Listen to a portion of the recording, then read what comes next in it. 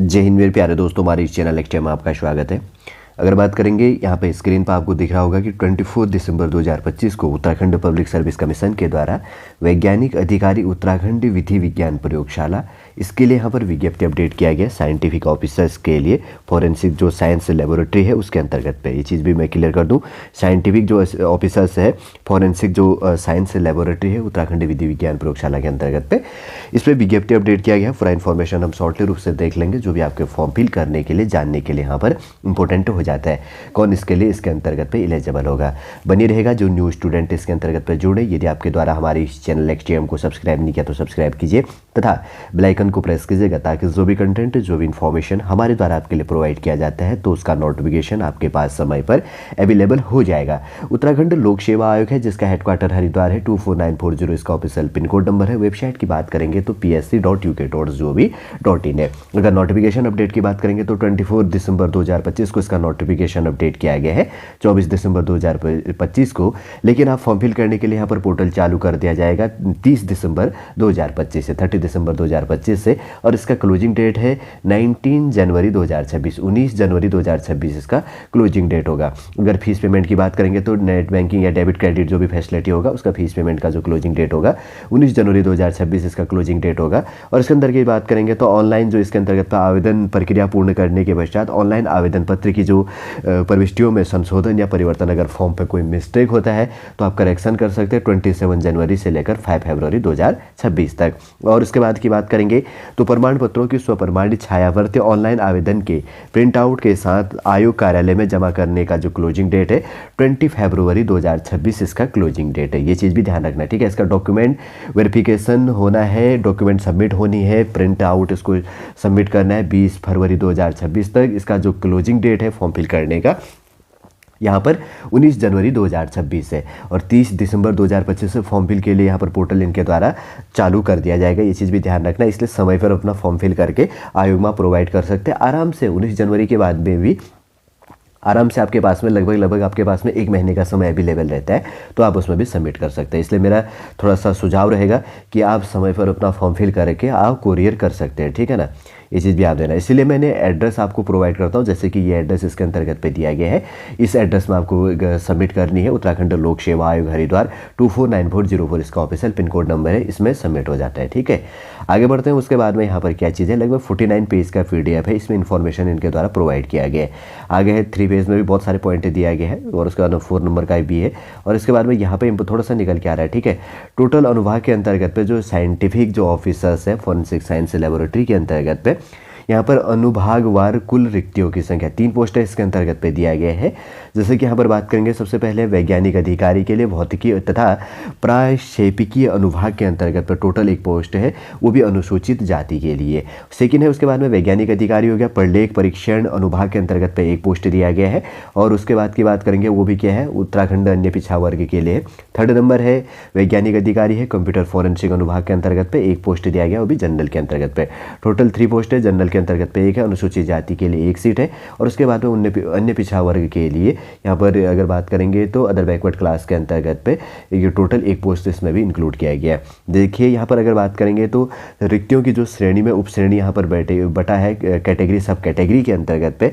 Unreserved category के लिए 1 post है, और शेड्यूल कास्ट के लिए वो 1 पोस्ट है, और उसके बाद में अदर बैकवर्ड क्लास के लिए 1 पोस्ट आता है। टोटल 3 पोस्ट यहाँ पर आ जाती है। आगे बढ़ते हैं। उसके बाद में इसमें जो इंपॉर्टेंट पॉइंट है ना, काफ़ी इंपॉर्टेंट पॉइंटों को मैं डिस्कस कर रहा हूँ ताकि आपके लिए काफ़ी शॉर्ट वीडियो बने, ठीक है, तो शॉर्ट रूप से आप समझ सको।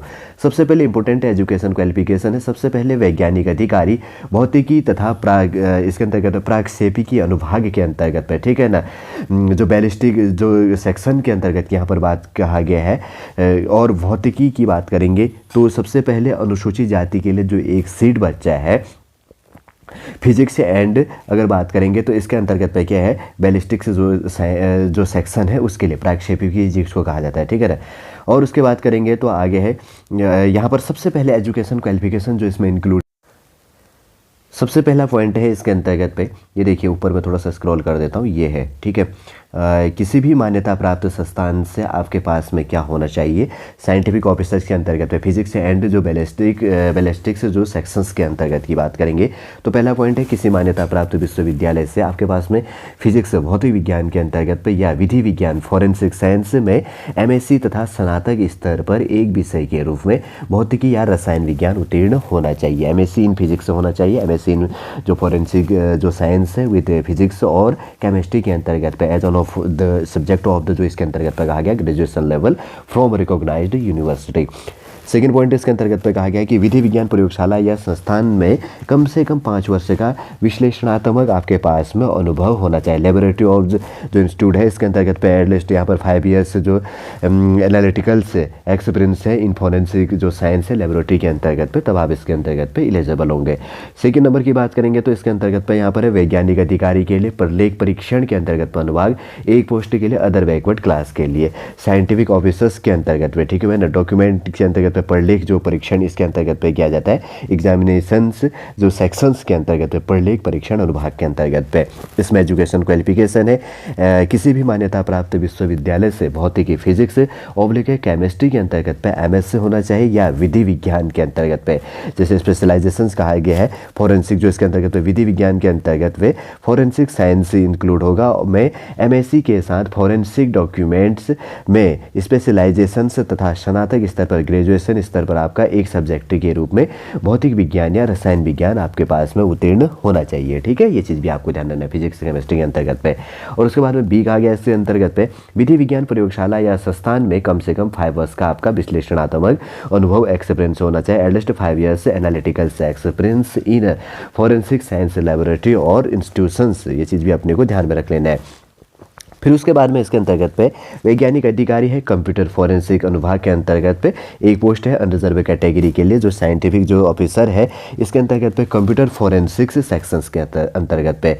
इसमें एजुकेशन क्वालिफिकेशन कहा गया है किसी भी मान्यता प्राप्त विश्वविद्यालय से कंप्यूटर विज्ञान के अंतर्गत पे कंप्यूटर साइंस के अंतर्गत पे एमएससी अथवा एमसीए उत्तीर्ण होना चाहिए, एमएससी इन कंप्यूटर साइंस और एमसीए फ्रॉम रिकॉग्नाइज्ड यूनिवर्सिटी। और उसके बाद में बी पार्ट कहा गया है जिसके अंतर्गत की बात करेंगे तो यहाँ पर है विधि विज्ञान प्रयोगशाला या संस्थान में कम से कम 5 वर्ष का विश्लेषणात्मक अनुभव होना चाहिए, at least 5 years analytical experience in forensic science laboratory और इंस्टीट्यूट। ठीक है, और अधिमान्य अर्हता की बात करेंगे तो आपका जो संबंधित जो सब्जेक्ट या जो भी इसके अंतर्गत पे एजुकेशन क्वालिफिकेशन मांगा गया पीएचडी इन द रिलेटिव जो अगर बात करेंगे तो डिसिप्लिन कहा गया है, संबंधित क्षेत्र में पीएचडी किया हो। सेकेंड है विधि विज्ञान के संबंधित क्षेत्र में परीक्षण कार्य एवं शोध का आपके पास में अनुभव होना चाहिए, experience of the analysis work and हो गया रिसर्च इन द रिलेवेंट जो फील्ड है आपका फॉरेंसिक्स साइंस के अंतर्गत पे, इसमें आपका अधिमान्य अर्हता लिया जाएगा।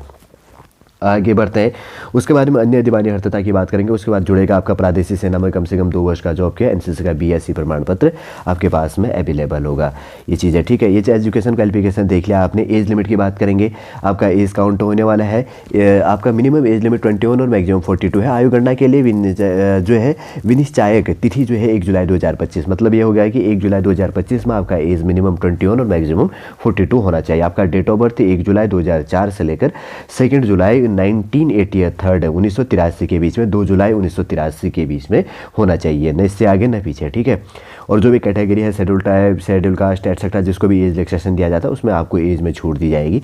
आगे बढ़ते हैं, उसके बाद में यहाँ पर हाउस अप्लाई की बात करेंगे तो आपको अप्लाई करना है psc.uk.gov.in पे जाके या ukpsc.net.in पे जाके आपको क्या कर लेना है, अप्लाई कर लेनी है। कैसे अप्लाई करना पूरा यहाँ पर स्टेप टू स्टेप दिया गया, थोड़ा सा आप देख लीजिएगा। जब आप फॉर्म फिल करेंगे ऑटोमेटिक आपको इसके अंतर्गत पे दिख जाएगा। ठीक है, फॉर्म फीस की बात करेंगे तो अनरिजर्व्ड कैटेगरी के लिए यहाँ पर दिया गया है 166 रुपये 36 पैसा, और अन्य पिछड़ा वर्ग के लिए भी 166 रुपये 36 पैसा। शेड्यूल कास्ट शेड्यूल टाइप के लिए 76 रुपये 36 से 36 पैसा इसमें आ जाता है, और इकोनॉमिकल वीकर सेक्शन के लिए भी 166 रुपये 36 पैसा, और दिव्यांग के लिए 16 रुपये 36 पैसा आ जाता है। और उत्तराखंड ऑर्फन अनाथ बच्चों के लिए कोई फॉर्म फीस यहाँ पर पे नहीं होता है। ठीक है, आगे बढ़ते हैं। उसके बाद में क्या चीज़ कहा गया है, जो भी बहुत सी इसमें स्टेप टू स्टेप होता है, आप थोड़ा सा इसमें ध्यान में रख लेना, पढ़ लेना अगर आपके पास में समय अवेलेबल हो। साथ में इन्होंने सिलेबस भी आपके लिए प्रोवाइड किया है, ये चीज़ भी आपको ध्यान में रख लेना है, ठीक है। देखिए इसके अंतर्गत पे वो जो साइंटिफिक ऑफिसर एसओ के लिए जो यहाँ पर है कौन सा क्या चीज़ होगा, नंबर ऑफ टोटल क्वेश्चन की बात करेंगे तो शॉर्ट में देख लो इसके अंतर्गत पे 100 क्वेश्चन हो गया, 2 घंटे का समय मिलेगा, 200 नंबर का पेपर होगा। और इसके बाद में बैलिस्टिक जो डिवीज़न इसके अंतर्गत पे इंक्लूड होगा, फिजिक्स एंड जो बैलिस्टिक जो यहाँ पर डिवीज़न है उसके अंतर्गत पे जो आपका जो पार्ट है फिजिक्स का जो पार्ट है, ठीक है, इसमें जो चीज़ें आप देख लीजिएगा। फिर उसके बाद में आगे यहाँ पर दिया होगा आगे क्या चीज़ है, सारी की टॉपिक पार्ट बी के अंतर्गत पे जो फॉरेंसिक जो बैलिस्टिक एंड फिजिक्स से पार्ट बी का जो टॉपिक है इसमें सिलेबस इंक्लूड किया गया है। अगर मेरे पास समय अवेलेबल होगा तो मैं प्रोवाइड कर दूंगा, नहीं तो बहुत सारा हो जाएगा इसमें, ठीक है। सिलेबस पूरा दिया गया है। फिर उसके बाद की बात करेंगे तो सिलेबस और साइंटिफिक जो ऑफिसर्स के अंतर्गत में यहाँ पर रिटन एग्जाम है, ऑब्जेक्टिव टाइप यहाँ पर टोटल हो गया। अगर बात करेंगे तो जो डॉक्यूमेंट्स डिविजन्स के अंतर्गत पर रिलेटेड जो चीज़ यहाँ पर पॉइंट है इसमें आप देख लीजिएगा। ये आगे जो इसके अंतर्गत पे केमिस्ट्री का भी इसी के अंतर्गत पे इनके द्वारा सिलेबस इंक्लूड किया गया। फिर उसके बाद में यहाँ पर देखिए सिलेबस फॉर साइंटिफिक ऑफिसर्स के अंतर्गत पे इसके एग्जामिंग और ऑब्जेक्टिव टाइप जो यहाँ पर कंप्यूटर से फॉरेंसिक जो डिवीज़न के अंतर्गत पे यहाँ पर इंक्लूड किया गया। ऊपर जो है ये है ना, यहाँ पर नीचे लिखा गया है, ठीक है ना, जो डॉक्यूमेंट्स डिवीज़न के लिए उसका सिलेबस ये है। और उसके बाद में यहाँ पर जो ये चीज़ हो जाता है, जो यहाँ पर है कंप्यूटर फॉरेंसिक जो डिवीज़न है उसके अंतर्गत पे यहाँ पर पूरा सिलेबस ये दिया गया है। साथ में मैंने सिलेबस भी प्रोवाइड कर दिया, आप अपना स्क्रीनशॉट ले लेना जो भी जिस सिलेबस के अंतर्गत पे इंक्लूड हो रहा है, ठीक है। ये चीज़ भी अपने को ध्यान में रख लेना। और इसके अंतर्गत की बात करेंगे तो आपको कम से कम अनरिजर्व कैटेगरी के लिए 35 और अदर बैकवर्ड क्लास के लिए 30 और शेड्यूल कास्ट के लिए 25% मार्क्स से लेके आना जरूरी है। और इंटरव्यू यहाँ पर 100 मार्क्स का होना, जैसे कि अपने को स्क्रीन पर दिख रहा है। अनरिजर्व के लिए 45% मार्क्स और अदर बैकवर्ड क्लास के लिए 40% और शेड्यूल कास्ट के लिए यहाँ पर 35% मार्क्स लेके आना, ये भी चीज़ भी जरूरी हो जाता है। यही इंपॉर्टेंट इन्फॉर्मेशन इसके अंतर्गत पे निकल के आ रहा था, जो यहाँ पर वैकेंसीज अपडेट किया गया 3 पोस्टों के लिए, अलग अलग डिपार्टमेंटों के लिए, जैसे कि हमने पहले डिस्कस किया था। इसके अंतर्गत पे जो आपके जानने के लिए इंपॉर्टेंट इसमें पॉइंटें निकल रही थी, मेरे द्वारा कोशिश किया गया कि सॉर्टी रूप से जो भी आपके लिए इंपॉर्टेंट इन्फॉर्मेशन हो इसके अंतर्गत पे मैं प्रोवाइड करूँ। देखिए अगर बात करेंगे तो वैज्ञानिक अधिकारी जो उत्तराखंड विधि विज्ञान प्रयोगशाला के अंतर्गत पे 2025 के लिए नोटिफिकेशन जो 24 दिसंबर 2025 को यहाँ पर आयोग के द्वारा प्रोवाइड किया गया। सॉलिड रूप से देखिए कैसे आपको अप्लाई करनी, क्या चीज़ है, फॉर्म फीस क्या होगा, इसका सॉलिड रूप से सिलेबस क्या होगा, कब तक आप अप्लाई कर सकते हैं, करेक्शन कब कर सकते हैं, या इसके अंतर्गत पे जो डॉक्यूमेंट है कब तक आप आयोग के अंतर्गत पे कार्यालय में सबमिट कर सकते हैं, उससे रिलेटेड जो इंपॉर्टेंट पॉइंट है यहाँ पर निकल के आ रही सॉलिड रूप से हमारे द्वारा पूरा कंप्लीटली रूप से यहाँ पर प्रोवाइड कर दिया गया है। उम्मीद करूँगा दोस्तों सॉलिड पूरा इन्फॉर्मेशन आपको समझ में आ गया होगा। यदि आज का इन्फॉर्मेशन आपको अच्छा लगे तो लाइक कीजिए, कमेंट कीजिए और हमारे इस चैनल नेक्स्ट एम को सब्सक्राइब कीजिए। वापस हम नेक्स्ट क्लास के अंतर्गत आपसे मिलेंगे। जय हिंद, जय भारत।